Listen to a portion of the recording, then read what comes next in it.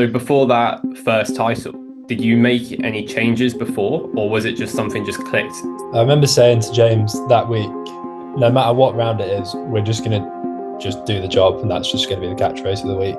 Was there a moment like where you slipped back into like old habits? It can be tricky. Got my first doubles points in Glasgow 3 years ago, and then that kind of changed everything. Was that like a mindset shift from being predominantly a coach to being like, right, maybe I can make it as a player? Yeah, 100%. I find when you least expect things to happen, something like comes, it falls into place. While you're at university then, and like this financial stuff isn't so much of an issue, do you have like many concerns when you finish university, how you're going to maintain your ranking and play all those tournaments and stuff? I feel like...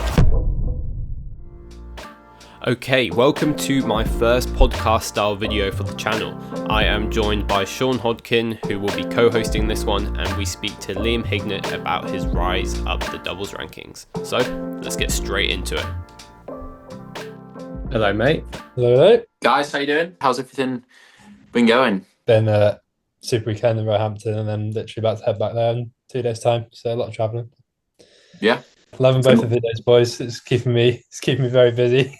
I'm not gonna lie to you. Honestly, like, I'm not just saying this because you're in front of me, but like, say like entertained. Like, it's great. Like, it's really good. Are we going to see a Liam channel at any point?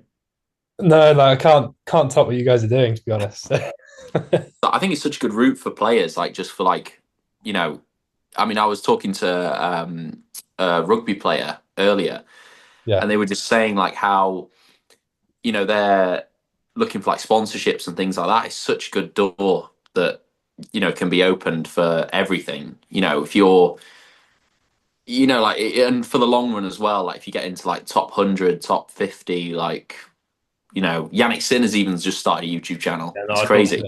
Yeah. He's already beaten our subs, Cam. I know. Well, the best thing about a YouTube channel is you don't even have to be good, which works for me. Oh, come on. Well, all right, let's go straight into it because I think we've only got like 35 minutes left in the recording.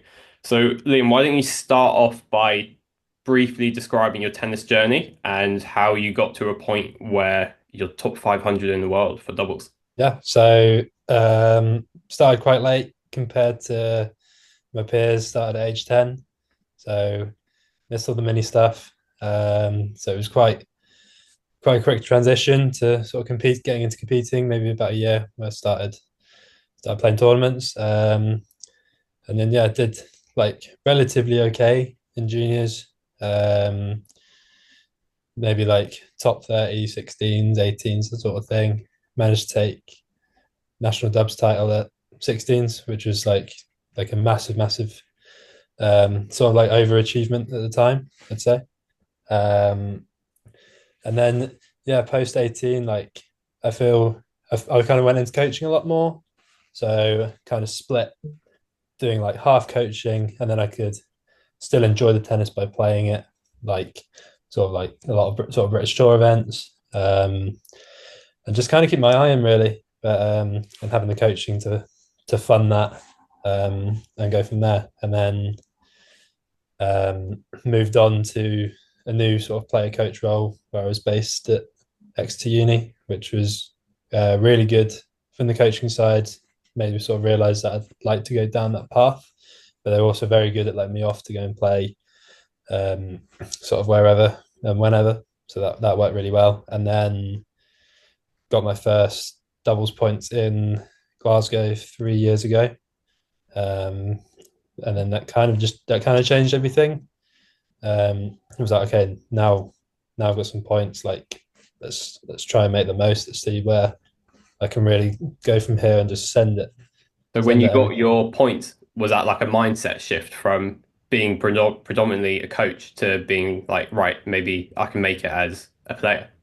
Yeah, 100%. Like, always the coaching's always sort of going to be there for me, but that moment just definitely like a massive shift. And okay, like now's the chance. Like in the back of my head, I've always wanted to try and travel with the tennis and go for it.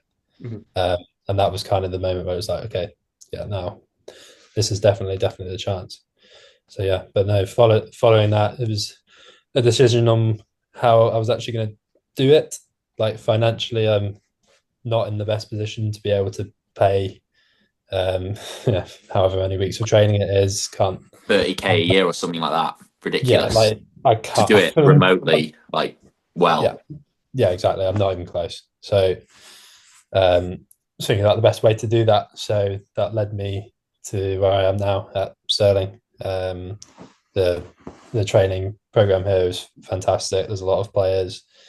Facilities are brilliant. They're good with letting me off to go to tournaments. So thankfully, that cost of training. I mean, I am on the student loan, so that at some point I'm gonna have to deal with that. But right in the present moment, like the training costs are eradicated, which is a huge bonus. So yeah, That's like literally half the expense is gone. That's huge. Yeah, yeah, it's good. It's been a massive help. You got your first doubles points 3 years ago. Is that right? 3 years ago this month. Yes. And then at what point did you really start rising up those rankings? Because I probably only started noticing it when I saw videos of you like playing challenges. I was like, geez, Liam's doing really well. At what point did you really start increasing your ranking?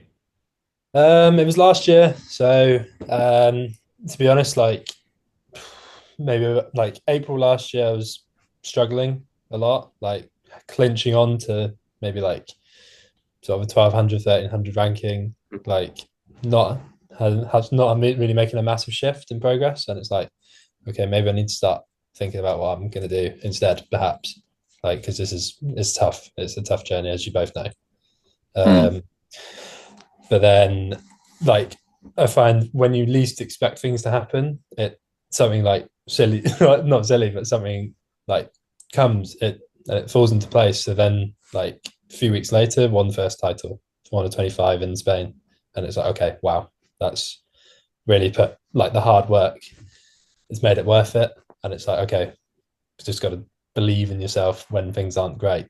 So from that, then they gave me and James enough points to be able to go and play in our first challenger, which again, like we managed to make the final of, which was again a huge achievement. And then it's kind of set the ranking in place really nicely, and been able to play a couple more challenges since. Not having the same success, but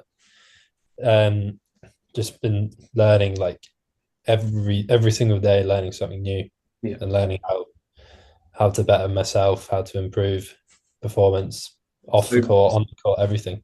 So before that first title, did you make any changes before, or was it just something just clicked and it just all came together in that tournament? It was kind of like good timing, or did you do anything like in your training specifically different to try and get those results and make the changes?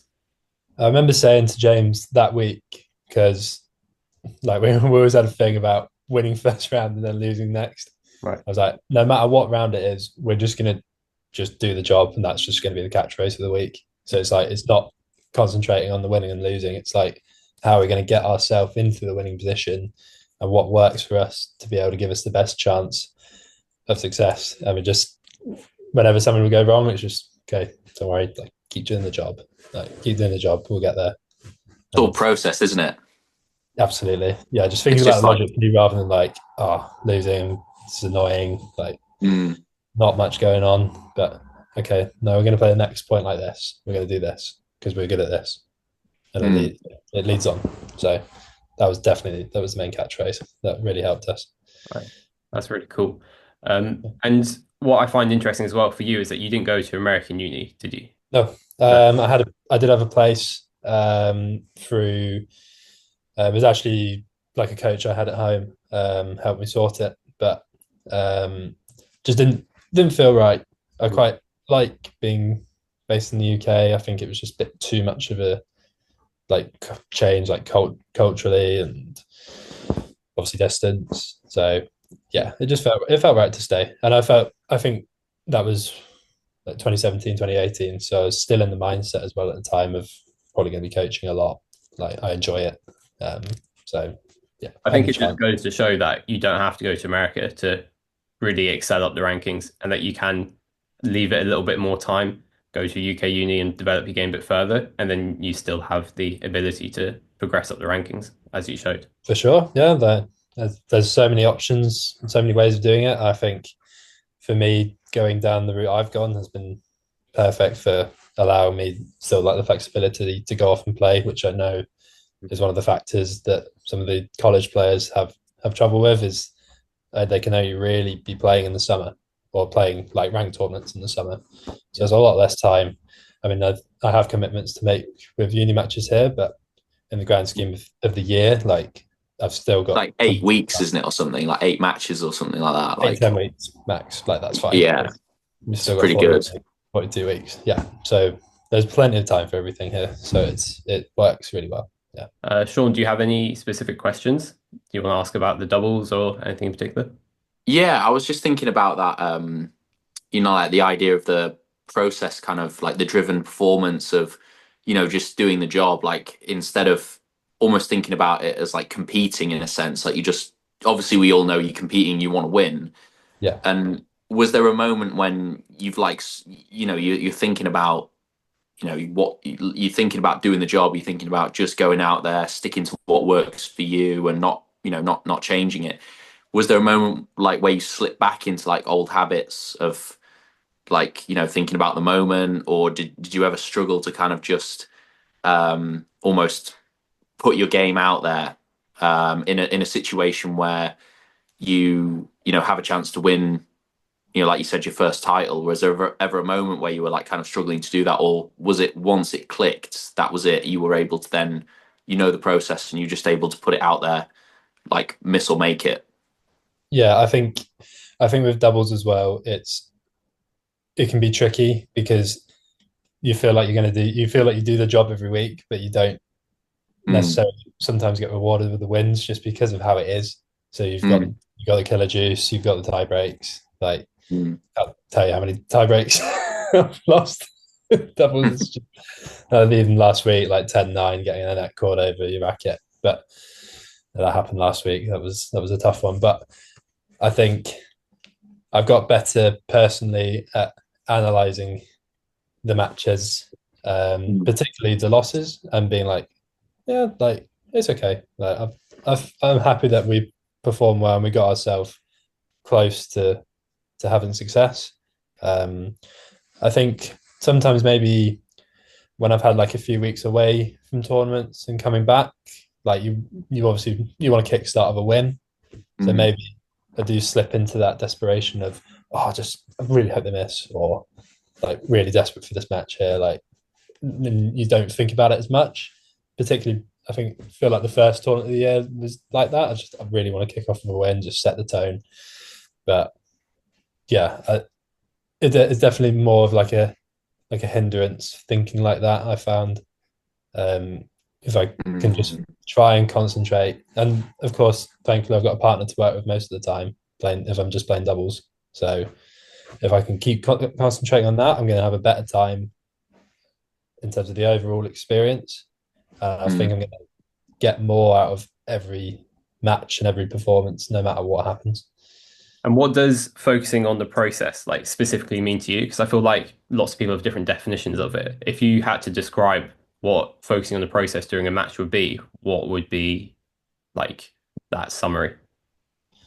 I think it's committing to game plans. So whether that's every second serve return, I'm going to try and hit a forehand, or I'm going to try and get around the ball. I'm going to try and be aggressive, like picking big targets, serving, and I'm going to serve to the spots that I know works and I know that we like as a pattern. So like whether that be like a T left because we move well there, that sort of thing. I think you can have that thought process before a match. Like if you're playing someone that you know, you're going to do these particular patterns. But I think even during the match, it's still a process. Like you're obviously working it out as you're going.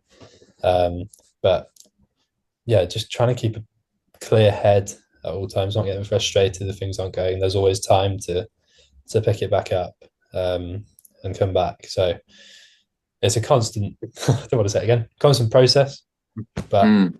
it's definitely a before, during, and after thing. I think. And when you say you got better at analyzing your matches, do you analyze it by how well you stuck to your process? Is that a success or a fail to you in the match situation? Or do you have a different way of analyzing matches? No, it's definitely that way because I mean you can pick out some points that maybe turn the match or something unlucky that happened, but you know, I think if you want to be a better performer, I think if you're a better performer, you're going to get better results just naturally. So I think concentrating that way has helped a lot, and I feel in the last couple of years, particularly trying to do that has helped me in those, particularly in those tight situations, being able to stick to that plan, no matter whether it's a killer juice or a 9-all in the tie break sort of thing. So, yeah. It's interesting how the real kind of path to the improvement comes from just, almost analyzing what you're doing. I think that there's part of it which is analyzing what the other team's doing and, this sort of thing. But it's interesting that that's like the main thing. It's like, how do we get better? Like, how do we improve? Like, it's all about that and not, oh, it was windy today. We were using like different balls or, whatever, which is something that I've heard like a lot of on the futures tour, and I've fallen into it myself. Like the ref was terrible. Like this was, you know what I mean? It's Yeah, like, guilty. Yeah. yeah, and it's interesting that like I feel like that's probably one of the biggest differences in like level is hearing how people reflect on like matches. And I think initially you can be like annoyed if that thing happens to you, like your the ref's like bad, or your opponent's like doing something that's like annoying you, or like line calls, or whatever. Like it's obviously perfectly logical to be annoyed at that. But then after the match, like it's interesting how the players that are doing the best always seem to just focus on what they're doing, and they don't Yeah. get and like I say, it all the process word again, like it all comes from that idea of it is a process. And you know interesting earlier as well. Do you feel like when you said about the when you were at like 1300 and you were kind of like struggling to move past that barrier, and Yeah. you were like saying how it was, you were thinking about it was time to like kind of move on and maybe do something, find another way or something like that. Do you think there was a time in that period where you almost kind of took a bit of pressure off yourself because like there was almost like a bit of like a, oh well, it's if this doesn't work, I can always do this, and it was like a, or were you going like further the other way and putting like even more pressure on yourself? Yeah, I think immediately definitely putting more pressure on because then you're going back to you're wanting the results so badly, and if you don't, Mm. it's a disaster sort of thing. But then you take a step back and realize that okay, like I'm in this position where I'm able to do this, and this is something that I've always wanted to do, is to try Mm. and play at this sort of level, Mm. and you just got to try and be grateful for it. So I think from the moments where I'm thinking this is a disaster, like what am I doing, wasting my time, sort of thing. So well, just concentrate on the improvements you can make and just be the best like tennis player version of yourself that you can Mm. be. Give yourself the best opportunities to do that. So, like that's in every aspect. So, like whether that be getting better at your nutrition, getting better at stretching, getting better at planning a match, planning a schedule, so you know that you're going to be playing these weeks. So if you have a bad week this week, it doesn't matter. Like there's X amount of other weeks you can play in. So yeah, I think when I hit that sort of barrier stage, like you said, immediately it's panic, but then taking a step back and thinking about the bigger picture Mm.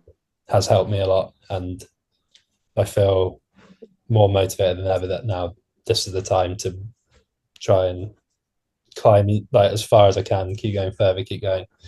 Yeah. I think that's really interesting, especially it's something that I've been thinking about a lot the last couple of years, and I spoke with Sean about in the past. But I feel like that's something that takes a lot of maturity as well. And if you're like a junior or you're just going straight to university, it's quite hard to have that wider perspective, just because you haven't lived that many years and you haven't experienced as many things. But being Yes. able to stick to tennis for that long and then looking at it that way, I think for sure helps anyone's performance, and just having that appreciation that you can actually do this. And there's so many people who aren't able to do this, even if you're like losing like every other week, or like you said, you're stuck around the same ranking mark. Just having that appreciation just helps you push forward, and then focusing on things like getting 1% better every day just makes you love the sport even more. Absolutely. Yeah, that's it. So, what are your kind of next steps now? So, you're around the 500 mark. What can you do to keep pushing forwards? Is it more of the same, or have you got a kind of action plan to propel your ranking forwards? So I'm not quite in the position where I can consistently get into challenges yet at this ranking. So it's trying to get another few sort of big futures performances under the belt in the coming months. And then with an aim to try and play consistently on the Challenger Tour, because it's you're getting more points, you're getting free hotel, which is a huge expense lifted. Yeah, Love the freebies. We as tennis players need this free. We're on a bit of a hustle. It's always a hustle, yeah. So just keep pushing, just keep again, like everything I've just said is quite results based again. Mm-hmm. So it's like, oh, I need this again, like need these performances, but I just want to better myself, and I just want to just do everything that I can do that's in my control to get better. So, and who helps you with your improvements? Do you have a coaching team? Is it the coaches at Stirling who kind of like manages your program? Yeah, so coach here, Scott, has helped a lot with the program management. We have a good sort of ethos here. Everyone works really hard when we're in. We have a good time when we're off. So we've got that good balance there. I've got a coach at home as well that kindly just offers his time to me. Like anytime I need to phone about anything, it's there. Yeah, there's a lot of good people around me. I'm lucky to be in the position I am. Got a good S&C team here, physios here. It is perfect for me. Yeah, I think that's what you need. Like you need like a pro setup, really, don't you? Like it's something that I remember when I've had like my best results has always been when I've had like like a proper setup. Yeah, I think it gives you that like security, doesn't it? Really, that week in week out you can just like you were saying with the S&C and the like physio and things, you can push yourself, and that you can adjust the plan, or you can get extra physio, or which is something that when you look at what the top like the top guys are doing, like day in day out, they're having like physio, S&C. It's like constant. The program is like non-stop, really. Absolutely.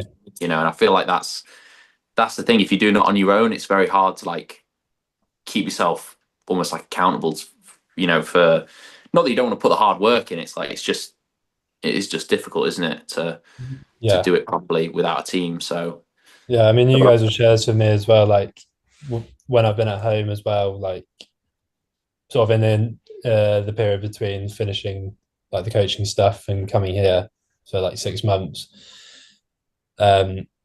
just trying to find like regular people to hit with as a basic. Oh, it's a nightmare. Trying to find centres that will accommodate you. Yeah, because £25 an hour for a court.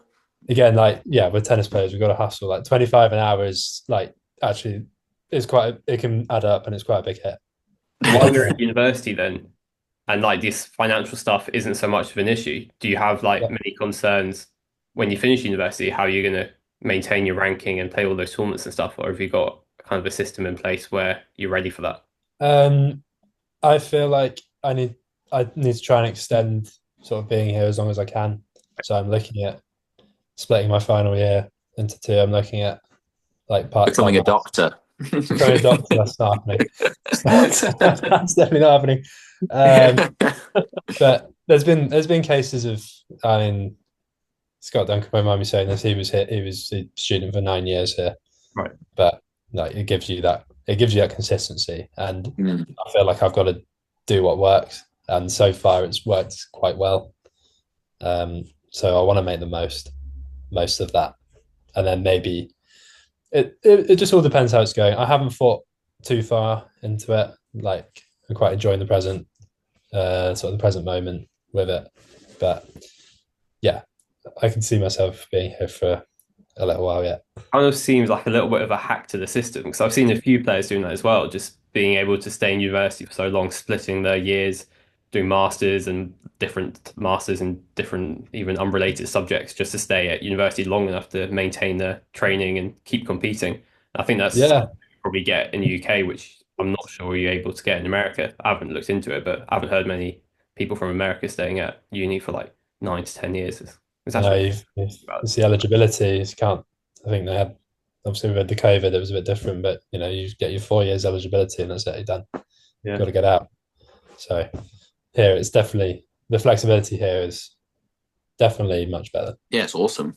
If you can play on that, it's great.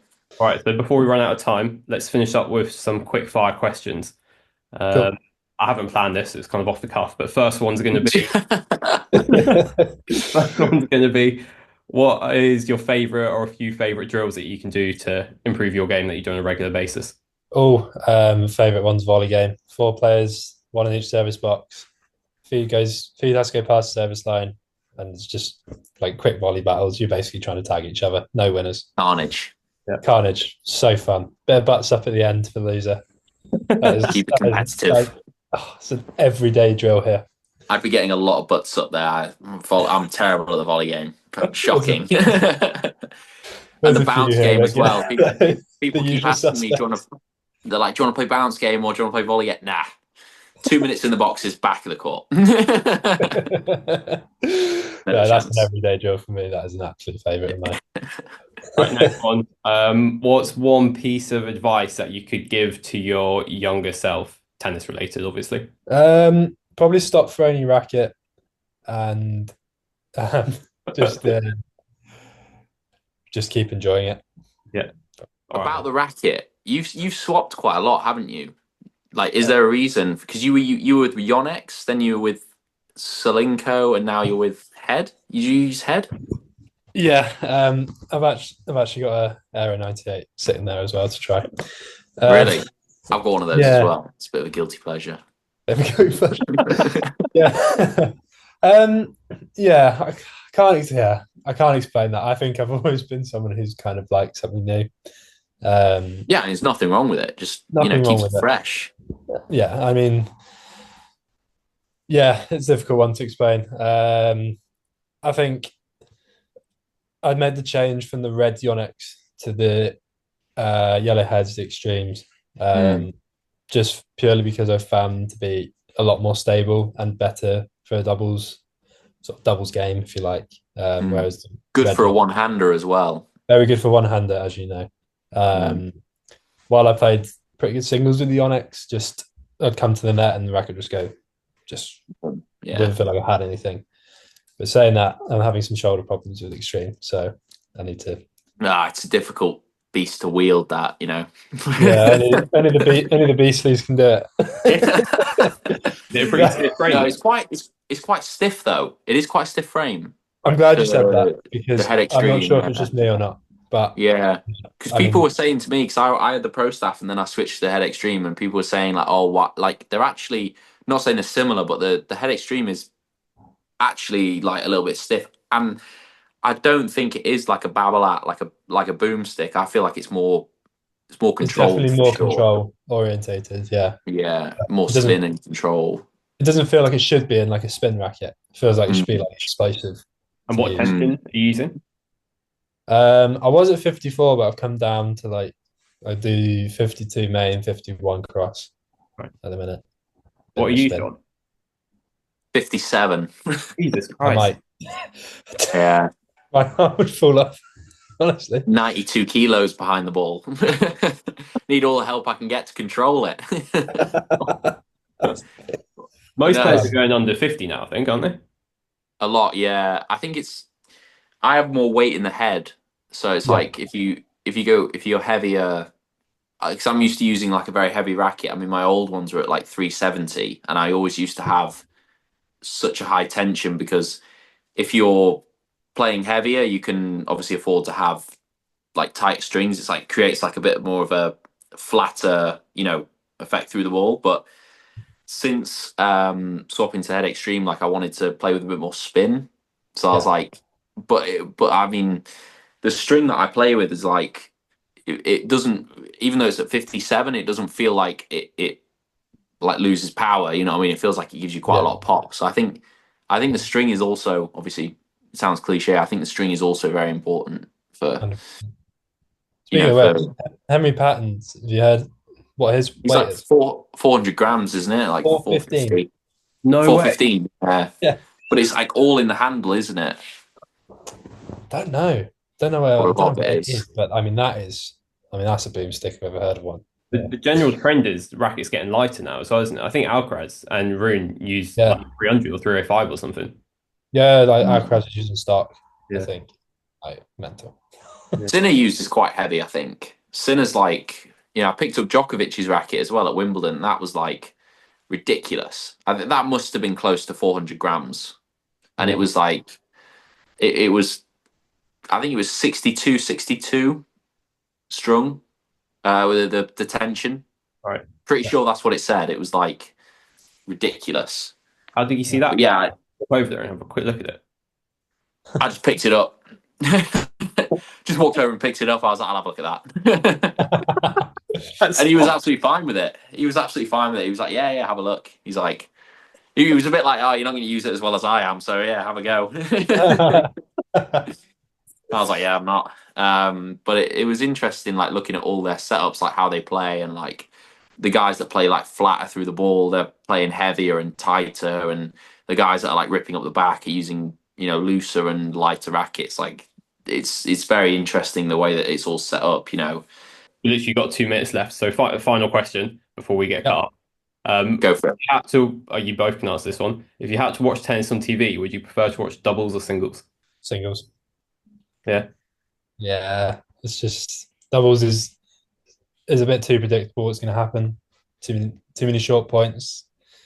Whereas singles, you've got the long rallies, you've got the athleticism a little bit more sort of around the whole court.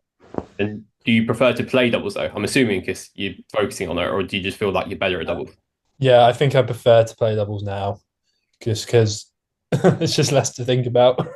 It's just going to serve and return and hit one or two volleys, and that's hopefully point done.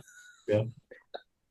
I feel like doubles is far more like just literally just patterns. Like, do you feel like that as well? Like with singles, it's if you're coming up against somebody like, I don't know, you could change the way you're serving slightly depending on how they're returning or how you're returning, depending on how they're serving. And I feel like with doubles, like it's literally like boom boom, isn't it? Like it's effective. I imagine that's how it is. Like effective against anyone.